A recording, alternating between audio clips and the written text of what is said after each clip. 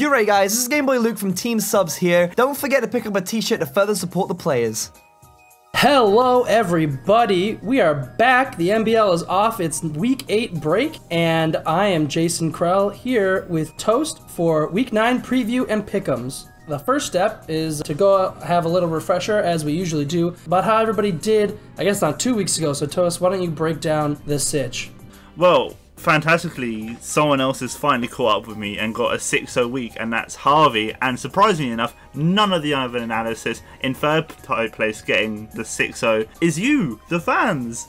Well done. Thousands of people caught up with you. Yeah, well, thousands as a collective, but except from that, Right. In first, still me, 34 and 14. Granted, a couple of my picks over the last couple of weeks have been a bit wild, so I could potentially be higher, but I'm going to stop talking about myself. Next, you got Wits and Toby on 32 and 16. They're getting closer. Harvey has overtaken you, Jason. I'm not sure how you feel about it. By 1 point, that 6-0 helped him phenomenally. He's 31 and 17, and as we just touched on, you're 30 and 18, and then I don't want to talk about me either. we have the fans on 29 and 19, and then Ave leading the pack with Kabu, and then Ben with 23 and 25. Not too great. Not too great indeed. But let's get on to our first match. We have Team Subs versus Team Not Scald, and everybody picked Not Scald. Probably not surprising. Team Scald is still, you know, one of the top cut teams. Team Subs is I think one of the few teams who may be out of playoff contention at this point. Yeah, there's only 2 weeks left, so there's no way they can make top cut. So not to say that Callum and Luke aren't going to try hard, but it's just like they didn't have that great of a season, and Team Not Scald did. So odds are they're going to win. Well, there might be a way they can get top cut if, like, the person who's in 6th or 5th, like, basically lose all their matches and they win all their next ones. That's basically the only way. But yeah, it's just the only problem I see with Subs now is they basically found how their team works, or they found how to work with each other too late into the season. Whereas Team Not Schooled, they've been playing, well, they've had help along the way, but they've been playing still phenomenally well, and just in general, their team has a fantastic matchup in my eyes against their team. Between things like Mega Garchomp, you know, handles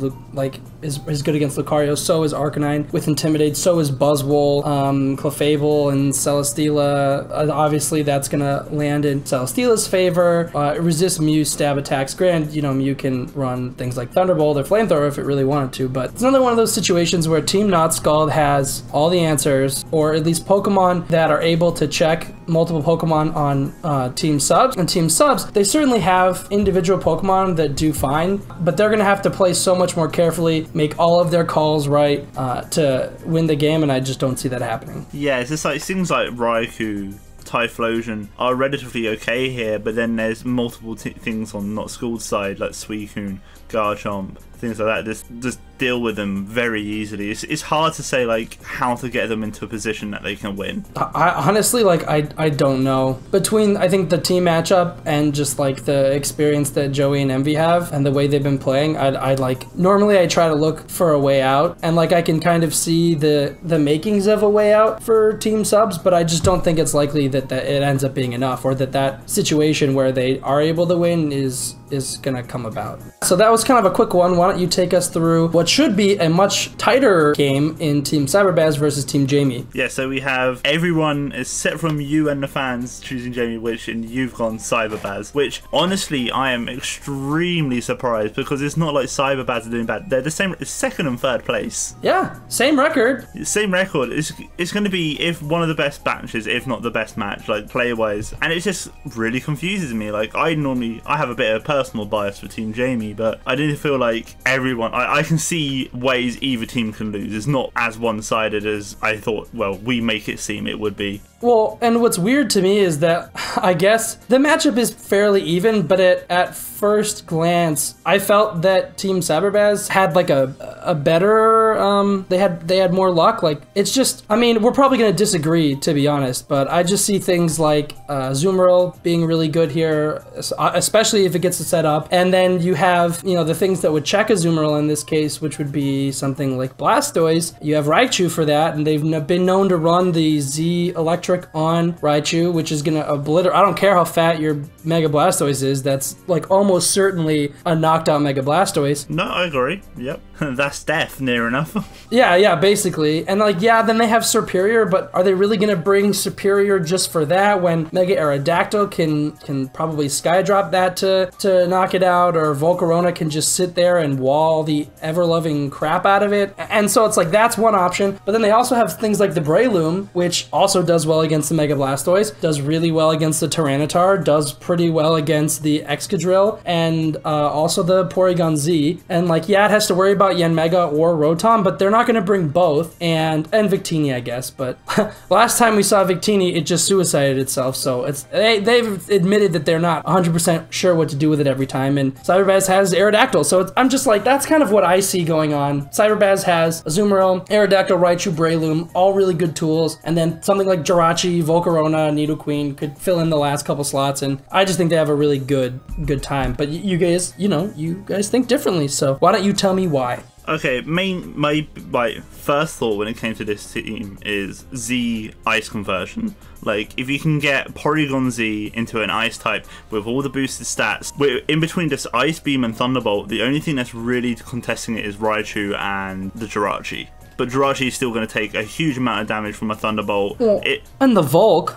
Well, the Volk, yeah, but you can easily tech on something like HP, Rock, or there's obviously you can easily say, yeah, Volcarona takes on, but it's not like they're going to have 5 other mons in the back. That's true. Jirachi actually would handle that fine as well. Well, you can easily just slap on Dark Pulse. If not, they can just go Z Dark. This is saying, like, there's a lot of options they have. Yeah. I honestly don't think Tyranitar is going to come again. I think this is Mach Punch from Breloom is just a bit too scary. They've already shown how much work Excadrill can do without the sand with Mold Breaker. Mold Breaker doesn't really pay much contention here, but still, maybe if they have like Tyranitar as like a 4th mon, what they won't actually play a couple mind games, so they will actually go for it, because they've done that before, where they have Tyranitar as their 4th mon, not actually bring it where they might think it's Sand Rush. It's not. Except from that, the biggest thing I see for them taking out is the Raichu, but as I said, Excadrill can do that, but you have to keep it healthy. I can see a Choice Scarf Victini coming. Bolt Strike, V-Create, Zen Headbutt. Yeah, Mega I really like in this matchup as well, strangely enough. It can take on a Volk, it can take on Bruxish if they really want to bring that. There's no way. You never know. Bruxish on paper has a really good matchup with its where it has Icy Fang, Waterfall, and Psychic Fang. It does a lot of work. You can take on the Excadrill, you can take on Tyranitar, you can take on Superior, take on Victini. A Psychic Fang's like, let's say if they go Banded, I think that does like a minimum of 50% to a Mega Blastoise. It does a lot of damage. It is very strong. I can see Mr. Mime providing a lot of initial support at the beginning, maybe providing that initial Z conversion at the start, but I'm not sure if they would want to do it at the beginning, but that's how I think. Here's a scenario that I see is, like you mentioned the Mr. Mime, and I agree. It's been really good for them, and I think that I could easily see them trying to do some kind of setup or something with Mr. Mime, whether it's Follow Me, Fake Out, or something, but I could easily see Cyberbaz leading setup and Jamie leading setup, so it's like Azumarill, Raichu against like Porygon Z and Mr. Mime. Team Jamie setup is good, obviously Z conversion is good, but Belly Drum is better, and if Cyberbaz can get rid of the Mr. Mime so it can't Follow Me or something like that, or if they don't even use the Mr. Mime after Porygon Z sets up, they can just Aqua Jet, bypass the speed, and take it out, because yeah, it has a +1 boost, but that's still +5 with huge power. And well, who says Mr. Mime's going to be the Follow Me user? I mean, I guess Blastoise could. We have a Mega Blastoise right there that can learn it, which will easily be able to take the damage. But then another point is, you got to think that these are two fantastic teams, and they're going to obviously think, well, either side there's going to be a great setup case. Let's lead our anti-setup. There's going to be a lot more mind games. I don't think it will be easily come down to let's just set up and see who wins. Yeah, should be a good time. So next up we have Team Flawless versus Team Leeki, which finally is a team where people are contested. Yeah, right, it's good. Harvey, Wits, and Ben chose Leeki, and Juan, me, Tailwind, you, Jason, Ave, Kabu, and the fans have chose Flawless. Which I'm surprised at. I thought more people were going to choose Leeki, but I don't know, it is 8th and 7th, but it's going to be a good matchup. I was still kind of surprised by this. It mostly just came down to Magearna has like a fairly good time here, just because there's not a whole lot to check it. There's Drill Run, Mega B Drill, not super worried about that personally. There is the Rhyperior, which may be a little troublesome, but is weak to Flash Cannon. And then there's Magmar, but no, and like... That's not an offensive powerhouse. It's not even that, it's not an it's not an offensive powerhouse. They've run the Akaberry in the past. I don't see Leeki... When was the last time they even brought Magmar? I know they brought it, but it's been a really long time, so... If they do, it follows the same with Electabuzz, like, it's just basically follow me. Right, exactly. The only thing they got to outspeed it, really, and hit it hard is Beedrill Drill Run, but how much is that doing non-stab? I know it has a really good attack stat, but then Magearna has a really good defense stat naturally because it's a steel type. Honestly, like, if you just let something like Magearna Togekiss just follow me, the only problem for spread damage would be something like Rhyperior. Like, none of Team Leeky's spread damage is a problem. And then, like, if they do bring Mega Beedrill, you can just follow me, and even if they take you out with a Poison Jab, like, that's fine, because then you get the Soul Heart boost, counter KO, get another Soul Heart boost, and the odds that their partner is going to be able to take you out are pretty low. So, like, Magearna, this is like one of those good chances for Magearna to do work, and when Team Flawless has the matchup for Magearna in their favor, they tend to play better. Like, that's where their wins seem to come from. And then we're not even talking about the whole rest of their team. Hoopa Unbound is really good here, so is a lot of their other Pokemon. Yeah, again, you have to be scared with Beedrill outspeed and just, like, you can flick it and it will die.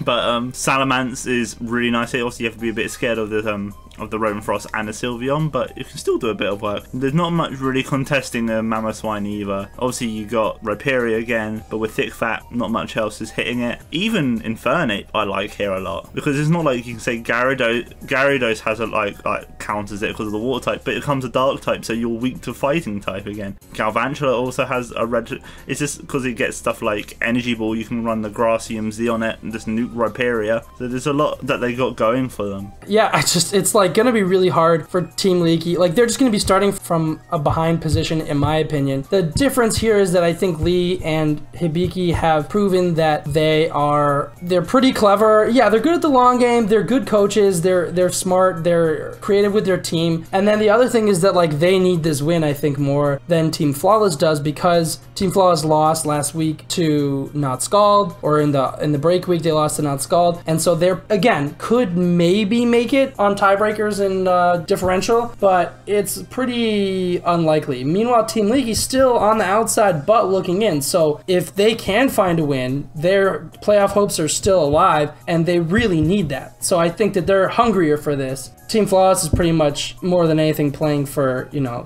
style points, popularity, the views. They can still get top cut. It's not out of the realm at this point. I don't think it'd be that hard at the free and fight part. It would take a lot of stars aligning. Are you leading to the next match? Yeah, so let's see. We've got Team Juice with a 1-7 record in 11th place against Team Wee Disney, who, like Team Leeki, is indeed fighting for their playoff spot. They're right there on the edge, one loss away from being on the wrong side of the bubble. And as far as who we like, almost all of us like Team Wee Disney. Everybody but Kabu and Juan, who locked Team Juice, there's a lot of confidence, picked Wee Disney. I think that this is just one of those cases where Team Juice hasn't been working and Team Wee Disney kind of hit a little bit of a slump, but this could let them get back into it before they round out their season with, I forget who their match is after this. I want to say it might be Dream Ball, but I know their last week is Team Jamie, so they kind of need this win right now to go into the end of the season feeling good. Yeah, I think it's easy enough for us to bash them recently with how they've been doing. I think now they're going to be better. They're going to be stronger. They recently met up in person, Shofu and Duncan. Like, it's almost like they've had time to recoup with each other,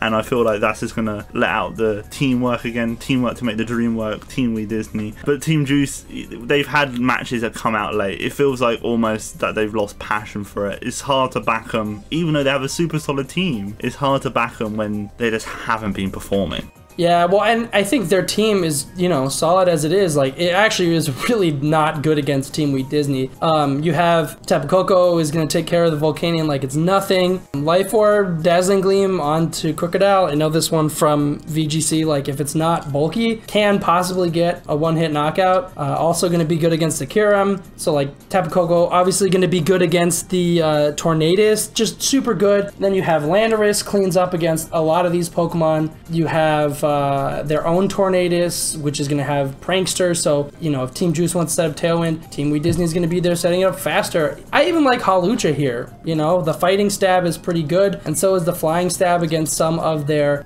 bottom tier Pokemon. Just a good matchup here for Team Wheat Disney. I don't want to call it like a softball for them, but it's just because you know, Team Wheat Juice could surprise them, or Team Wheat Juice, Team Juice could surprise them, but it's kind of unlikely at this point. Well, yeah, it's just in between like a Z Twinkle Tackle from Tapu Koko and Landorus. It just deals with that whole top row. Like, Kyurem will just die. Earth Power takes care of both Aegislash and Volcanion. And Bulu. Crook's not really doing much if it is still Z Twinkle Tackle to guarantee the kill. Tapu Bulu does a lot of work. I'm not too keen on the Hawlucha. I can kind of understand, like, Acrobatics will chunk. They've got a Hooper that... One fighting type. Yeah, Aegislash, Hooper, and Meloetta all kind of tank it relatively well. Okay, that's fair. Even maybe, I forget what it's... Aromatisse. One mon I feel like does really well here is, well, somewhat well, like, niche, like it's going to be probably their third mon, which I can see coming, is Magmortar. Yeah, I like Magmortar here too. Like, not even in the sense of like the follow me sense, like I can actually see it doing actual work. If not that as well, Lantern does really well here as well. While they take out each other, I feel like it's a lot easier to calc on Lantern's side to live an Earthquake, because you can either they're going to have to Tech Rage it, which they can protect on, or they're going to have to protect their own mon, and it's easily read into, and you just double attack into the Crook. Yeah, I mean, you could even run something like Air Balloon. Like, I think the turn of pressure you have from having the Air Balloon would be enough where Lantern could either could bait out the protect and protect itself, and then Scald on the next turn, force a switch. I don't know, there's like a lot of things they could do, and I don't really think any other Pokemon is going to need the Air Balloon, and I really don't know if Lantern needs any other item, because to be honest, without, like, the only thing that really threatens it is the Crook and maybe the Chestnut. Another mon that we always forget to mention, Silvally. It can be anything. Yeah, it just patches any hole that they might have team building. Silvally could be good filler here. I'm not sure what type. It has so many roles. You can be a special attacker, physical attacker, you can be bulky, and you can be providing support with stuff like parting shot. There's a lot of stuff it can do, which I really start like, watching it in this league. Like, it might not be so good in other formats, but in this format, like, you see a lot of work come out of it. I still think that no matter what composition Team Wheat Disney brings, the win is in their favor. So let's move on to the next match. Why don't you break down Mythical and Blue Hunnitz? Well, it's not much of a breakdown. Everyone shows Blue Hunnitz, which, to be honest, is another game super surprising. Like, I know it's easy enough for us, and we do near enough every week rag on Team Mythical, but looking at Team Blue Hunnitz, it's not like they're doing too hot themselves. They're possibly my favourite team to watch just for the hype, but 2 and 6 isn't impressive. No. I don't understand why everyone's just chosen them. Like, I know I have, but I would have expected a bit more love for Mythical. I think this is just one of those things where everyone was just like, oh, yeah, someone will pick Team Mythical. I'm just going to pick Blue Hunnitz. They have one more win. They have a little bit more, you know, success and in keeping their games close. And then, like, just no one picked Mythical. Like, I don't really think the matchup is even that much in Team Blue Hunnitz's favor. I just think that they're playing a little better here. So yeah, they've definitely shown, like, they've never given up. There's not like a defeatist mentality as we discussed with other teams that are not doing so well. They've played it to the end, and yeah, they might have had matches where they might not have brought a key mon where it would have done a lot of work if it brought it. Team Cyberbuzz, cough cough, Mega Sharpedo, but they've shown a lot of like moxie. They played really well. They've not given up. They've taken it to a wire a lot of times, which I love seeing them play. The only problem I see running up potentially, which is not really potentially because they got the Tapu Lele. If they can deal with the Tapu Lele, I'm going to say it again. I'm going to say it to the end of time. Guzzlord. Oh my god. Guzzlord? But, I mean, I guess Guzzlord, like, but then again, you even have like Togetic who could just run Dazzling Gleam, and that probably does a lot to Guzzlord. So. Oh, no, yeah, it'll probably just kill it, but that's beside the point. Yeah, I mean, that's true. Could this be the final redemption for Guzzlord? There's not many chances left. But my thing that I think Team Mythical has going for them is Garchomp. I feel like Garchomp is pretty good here. As long as they can take down the Lele, I feel early enough, Mythical have a really good shot. Magnezone is going to be a key player, but you're going to have to be careful for their their sand mode. But Leeki, I keep on really hoping for Speed Swap Rabombi. Like, it's a really cool tech, and I feel like that's half the reason why they picked it. Maybe they get the Speed Swap onto something like Nidoking that has mediocre speed, or even Medicham. Like, that would be really cool to see for me. If they just both use this as like a week to stunt and to show really cool tricks, I'll be happy. Yeah, that would be fun. I do agree though that Team Blue Hunnitz's sand mode is really threatening, and it's actually because of something that you brought up. I don't know if it was last week or before that, but Team Mythical's lack of water type is kind of a problem. All they really have for the Hippowdon is Gourgeist, which is not the scariest thing, especially when you have Crunch from Mega Sharpedo, you have Rotom Heat, like you could run Shadow Ball Lele, or pretty sure Shadow Ball Deoxys, and so like, that's not super threatening. Yeah, they have Garchomp and Nidoking for the Steelix, and I guess technically Chandelure. If Team Blue Hunnitz is able to get Trick Room up, they're gonna definitely underspeed and then just wreak havoc. And Team Mythical, despite having like arguably the best Trick Room setter in the league, hasn't really leaned on Trick Room all that much this season. When they have used it, it hasn't worked out for them. I think that could be definitely a big problem for them. Well, the biggest problem with them using Trick Room is that they only really have one really solid abuser, and that is Guzzlord. Magnezone is base 60 speed, which is slow, but is not extremely slow to abuse it, where it still get undersped. It's then like, and then they got stuff like Mega Medicham, 100 base speed. Nidoking, that's like base 90-ish if I remember correctly. Garchomp, you're not going to want anything. Glalie is also base 100, I believe. Gourgeist can be anywhere from fast to slow, so, and Chandelure is base 80, I believe. So like, there's a lot of weird speed tier for something like Cresselia. Yeah, you know, I think that while Team Mythical could surprise us, I think it's a lot more likely that Team Blue Hunnitz kind of takes a couple more wins, you know, this season, and this is definitely one of them. So last of all, we have Team Drinking Birds versus Team Dreamball. And this is another match which really confuses me. It's like, okay, Dreamball, yeah, they're 5-3, and Drinking Birds are first, but it astounds me how little there is love for the Dream Ball. I don't know, maybe Ave and Cabo are just like really confident. I picked Team Drinking Birds because the matchup is close, to be honest. Like, it could go either way. Even though Team Dream Ball is 5-3 and they've kind of dropped a couple games, I still think that they're incredibly dangerous as players and as a team. But I picked Drinking Birds because Tommy and Josh have been playing great, and they're also my boys, right? So like, I had to kind of back them up, had to have their back. I did not expect everyone else to be lining up behind me, agreeing just because they're in first that they would win, because I don't think anyone is safe from Dream Ball, like, ever. No, exactly. Fun fact, Wolfie said to me on his Discord, none of the analyzers know how their team is supposed to work, which blows up my mind. Does he mean like it was more like we didn't get it on a week-to-week basis? They probably see way better win cons than us. That's absolutely for sure. Because like, I get the pieces of their team, but the larger picture doesn't surprise me. Wolf and Marcus are on another level, so I am but a peon in comparison.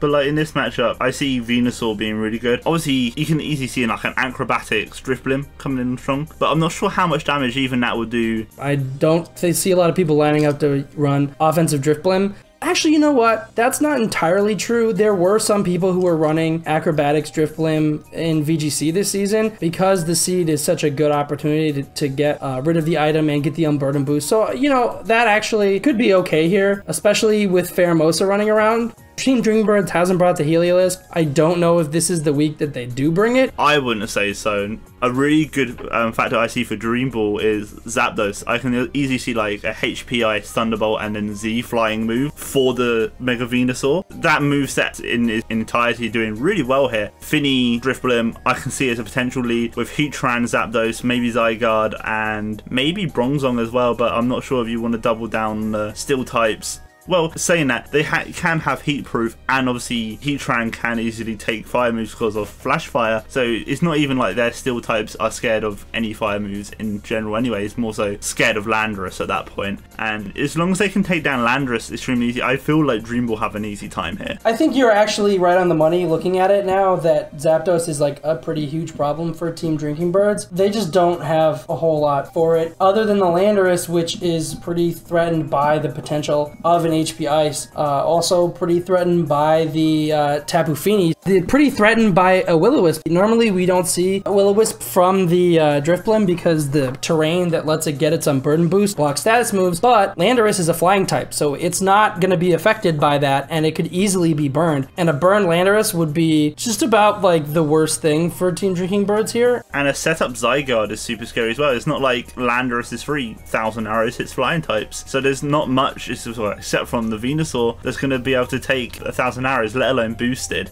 No, I agree. I think Team Drinking Birds has been playing, you know, I don't know if I can necessarily say that they've been playing a fast game. I mean, their team is just kind of more aggressive. They don't have a whole lot of crazy tricks up their sleeve. It's more about making good, you know, attack trades and getting knockouts and just keeping pressure on. And I think that's going to be the key here. So it's really going to be kind of like who breaks first. Does Team Drinking Bird get the right KO they need to screw up Team Dream Ball's strategy that is probably going to be elaborate and beautiful, or is Team Dream Ball going to be able to withstand that onslaught, get their team set up the way they need to win, and just kind of snowball on Team Drinking Birds? And who knows? Yeah, definitely.